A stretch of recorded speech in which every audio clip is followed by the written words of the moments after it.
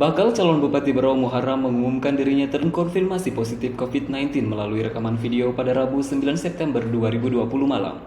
Bakal calon incumbent tersebut menuturkan hasil positif COVID-19 tersebut terungkap setelah melakukan tahapan tes kesehatan di RSUD Kanujoso Jatiwibowo, Balikpapan. Hasil positif COVID-19 yang dialami Muharram ini tentu saja sangat mengagetkan masyarakat. Pasalnya pada 3 September 2020 Muharram diketahui telah melakukan swab test di Tirta Medical Center yang berada di bilangan Jalan Pulau Sambit, Tanjung Ledep.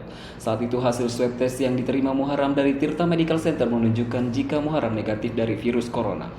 Untuk diketahui, swab test yang dilakukan Muharram saat itu merupakan pemenuhan syarat berkas pendaftarannya ke Komisi Pemilihan Umum yang kemudian dilakukannya pada 6 September 2020. Lalu bagaimana penjelasan Tirta Medical Center terkait hasil swab Muharram yang dinyatakan negatif dan saat di RSUD Kanujoso Jatiwibowo Balikpapan justru menunjukkan Muharram positif COVID-19. Saat ini rekan kami terhubung langsung dengan Dr. David Edward, Magister Kedokteran, Klinik Perwakilan Manajemen Tirta Medical Center. Halo? Halo, selamat sore. Iya.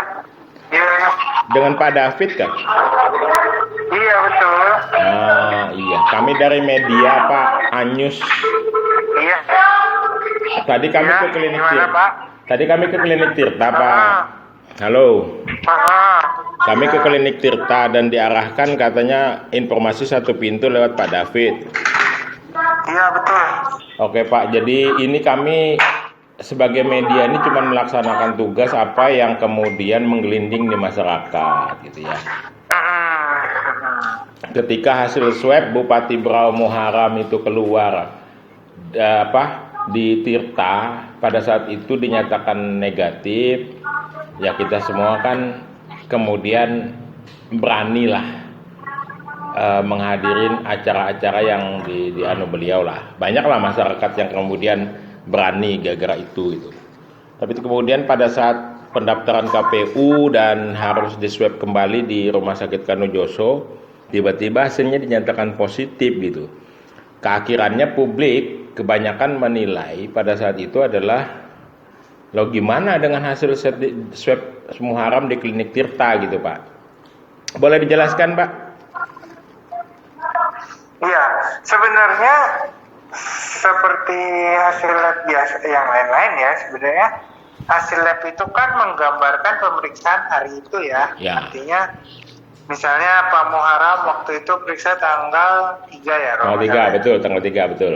Iya, tanggal 3. Tanggal 3 waktu diperiksa hari itu memang hasilnya negatif ya. Memang pada hari itu negatif, tapi setelah itu dia misalnya 1-2 hari sebelumnya atau setelah pemeriksaan terpapar virus, ya 1-2 hari setelah pemeriksaan dia terpapar kembali oleh virus, ya misalnya dia menyentuh yang lain, menyentuh droplet yang dari orang lain, terus kemudian dia terpapar. Ya memungkinkan saja untuk timbul jadi positif di tanggal 9 ya kalau nggak salah waktu submit KPU ya. Iya. Karena pemeriksaan itu pasti bergantung terhadap keadaan dia pada saat itu.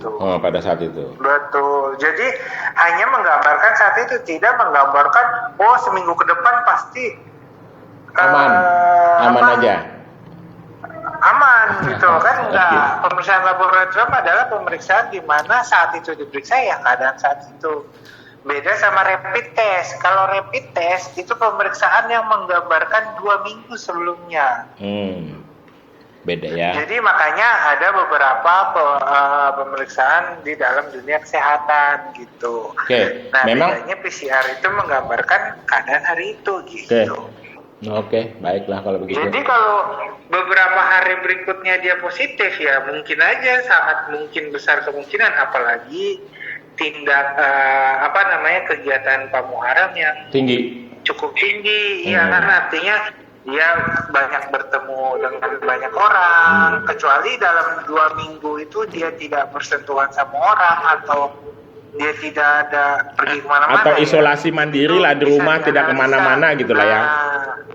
Iya, itu mungkin saja, mungkin hasil labnya ada kekeliruan kan, kalau memang dilakukan isolasi mandiri. Kekeliruan juga, tapi ada faktor-faktor yang lain, misalnya contoh yang ini diperiksa gennya apa, yang ini diperiksa gennya apa, sehingga hasilnya berbeda. Itu sangat mungkin juga. Oke.